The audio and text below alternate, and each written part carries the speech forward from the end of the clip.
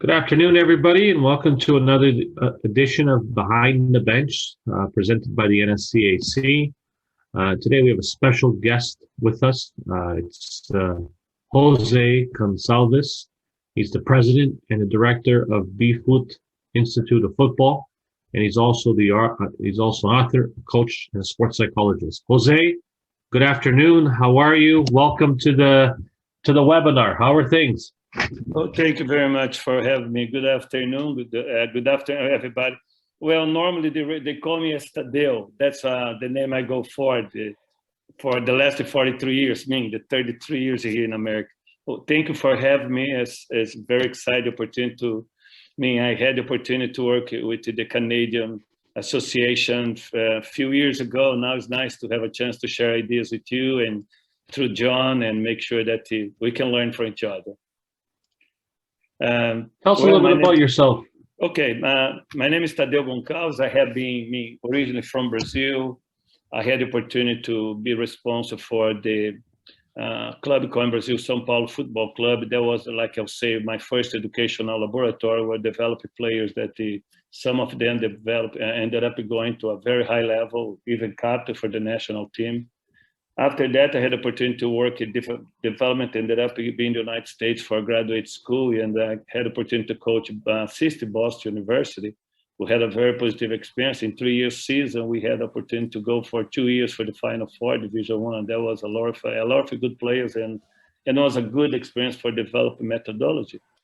And the third laboratory that really counts for me is when I finished my graduate school and ended up going to Iowa, where we pretty much cut the corners and started to build up something for the youth level. And we had a very interesting success that we ended up with almost 2,000 kids, and it was when we had the opportunity to apply this vertical integration that we're talking. And that's what we're going to be sharing today, how during all these years, travel over the world, I learned that sometimes there's a huge difference between you be a coach and you be an educator. Coach, you get your preview experience, you come from where we have been doing for different coaches that you work together. But when you are going to pass this experience to the players and you are not able to respond or to answer, the three questions, why you're going to do, when you are going to apply special, how do you should perform to that? Could be technical, could be tactical. You always are going to have the difficulties. And that's the topic we're going to be talking today. I'll consider one of the most important topics in terms of tactical, in the tactical area development, is what we base on the mental speed. The mental speed is based on you player, first attacker has the ball, and when he delivers the ball to the second attacker, that's the time that he's going to have from departure to receive the ball. This ball normally comes in 4 heights: on the ground, medium low between foot and the hip, medium high between hip and shoulder, and high, of course. And for each one, why is so important the identification when you are educated mental speed? Because based on the height of the ball of the player now that's going to receive it, is going to adjust the body coordination. It's always important for us to put in consideration that you have 3 major components. You have the defender, you have the player, and you have the ball. Well, to block the defender, of course, always legally, before the player approaches you close, you're going to have the arms 90 degrees. You are able to block that player, that defender. The second part is how well you are prepared to coordinate your upper body with your lower body, with the quickness with your feet, etc., to be able to receive that ball with quality approach. You'll be able to control the ball. Of course, that's when you start our description. I'm going to put a brief video here, and I would like to let this video go through. After that, I'm going to break it down 4 different segments, and we can discuss one of them just to illustrate a little more. Okay. Perfect. Before we start, if anybody has any questions or comments, please use the chat or the Q&A section, and we'll try to get to the questions at the end of the presentation. If something is relevant to what we're discussing at this moment, then we'll answer that question. Okay, so we're ready to go. It's very important to understand this video presentation. This video we have an institution called BFUT, and we have 3 levels of development we call educator program. This is from the level 3. It's one of the most important for us in terms of introduction. And the video, you're going to see the qualities. This is what's done 15 years ago. Now we're redoing again. That's why I just apologize. But the content is very important, the way that we present. Let's look at this. We're going to go through is, like I said, the player identify the height of the ball, is able to receive it, control it. What this player is going to do now to really make sure that the mental spirit is there. We are going to talk about these four basic aspects that we say the four basic aspects of Brazilian soccer, but it doesn't matter where you come from or what's the origin is basically how I'm going to be able to become a playmaker or a quarterback and be able to all the time create unpredictable decision. Let's briefly look for this video, okay? Concept 3, the four major aspects of Brazilian soccer. We're going to be talking now about mental speed. Even today, on the cement futsal courts of Brazil, the youth Brazilian players are still learning these basic aspects without the constant supervision of coaches.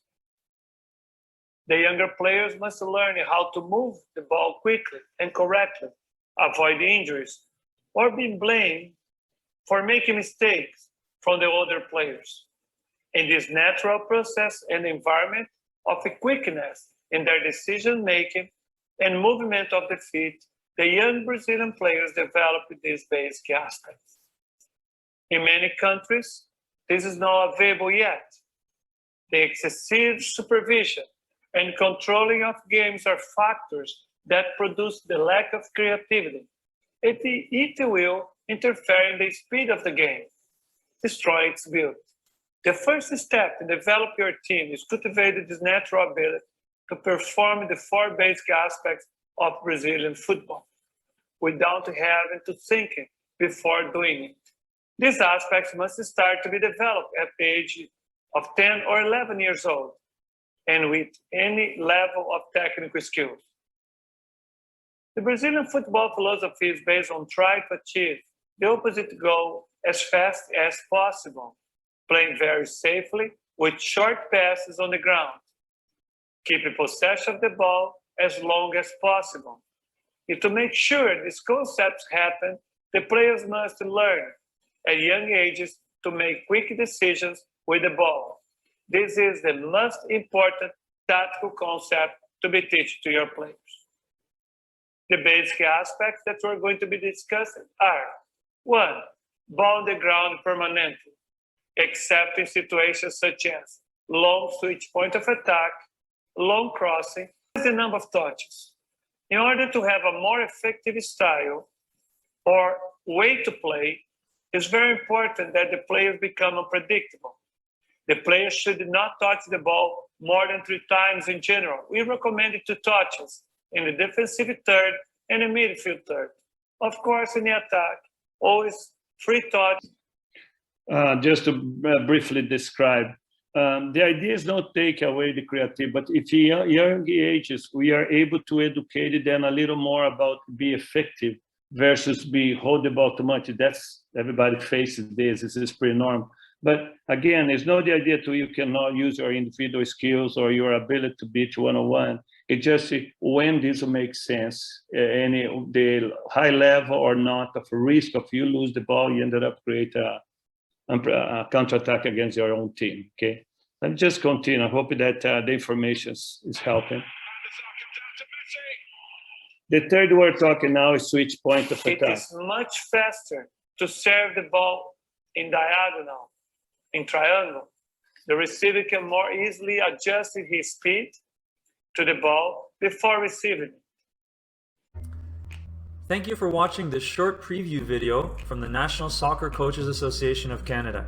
To see the full video, plus have access to hundreds of other coaching videos, blogs, webinars, and podcasts, plus free and discounted coach education courses and other soccer merchandise, plus to have exclusive access to register for all future NSCAC conventions, both live and online, click on the link below to become a member of the NSCAC today.